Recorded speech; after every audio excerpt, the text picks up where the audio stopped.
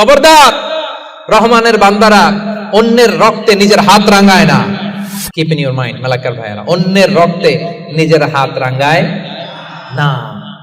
কিয়ামতের দিন আল্লাহ তাআলা সর্বপ্রথম বিচার করবেন এই রক্তের বিচার। যতগুলো রক্তের বিচার দুনিয়াতে হয় না, সেদিন লক্ষ কোটি মানুষের সামনে সেই রক্তের বিচার করবে কে?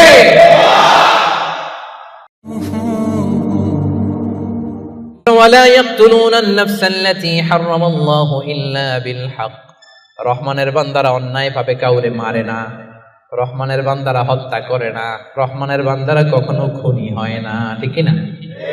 ওয়ালা ইয়াকতুলুনা আন-নাফসাল্লাতী হারামাল্লাহু ইল্লা বিল হক। খবরদার, রহমানের বান্দারা অন্যের রক্তে নিজের হাত রাঙায় না।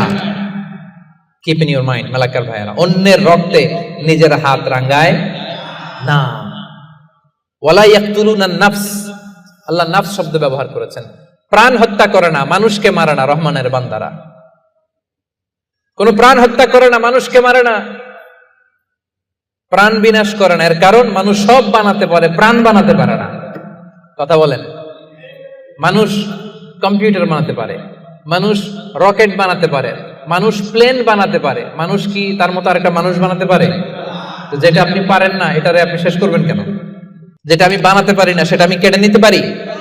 এজন্য খবরদার, রহমানের বান্দারা খুনি হয় না, অন্যের রক্তে নিজের হাতকে রাঙায় না। এটা বড় মহাপাপ। রব্বুল আলামিন কালামুল্লাহ মাজিদে ইরশাদ করেন, মান কাতালা নাফসান বিগাইরি নাফসিন আও ফাসাদিন ফিল আরদি ফাকান্নামা কাতালান নাসা জামিআ ওয়া মান আহইয়াহা ফাকান্নামা আহইয়ান নাসা জামিআ। যে ব্যক্তি একজন মানুষকে হত্যা করলো, সেজন্য গোটা বিশ্বের সবাইকে হত্যা করলো। আর যে ব্যক্তি একজন মানুষের প্রাণ বাঁচিয়ে দিল, সেজন্য গোটা বিশ্বের সব মানুষের প্রাণ বাঁচালো। পড়েন সুবহানাল্লাহ। কি সুন্দর ইসলাম! দেখেন, আমাদের জান, আমাদের সত্তা, আমাদের নিরাপত্তার কথা ইসলাম কতটা ভেবেছে। এটা মহাপাপ। খবরদার, অন্যের প্রাণ নাশ করা যাবে না, অন্যকে মারা যাবে না। তাইলে হুজুর, অন্যরে মারা যাবে না, আমি তো আমারে মারতে পারবো, আমি আত্মহত্যা করে ফেলি নাকি? হ্যাঁ, আপনি আপনার নিজেকেও শেষ করতে পারবেন না, কারণ রুহু আপনি বানাতে পারেন না, তাই রুহু কেড়ে নিতে পারেন না। মান কাতালা নাফসাহু বিশাইইন উযযিবা বিহি ইয়াউমাল কিয়ামা।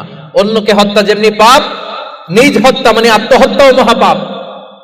যে ব্যক্তি যে জিনিস দিয়ে নিজেকে হত্যা করবে, কিয়ামতের দিন ওইটা দিয়েই তার শাস্তি হবে। বিষ খেয়ে যে মারা যাবে, কিয়ামতের ময়দানে কঠিন বিষ শুধু সে খেতেই থাকবে।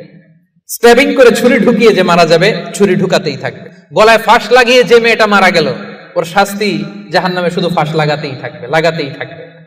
কিয়ামতের দিন আল্লাহ তাআলা সর্বপ্রথম বিচার করবেন এই রক্তের বিচার। সর্বপ্রথম বিচার হবে কাবিলের। আউয়ালু মান সান্নাল কাতলা ফিল আরদ।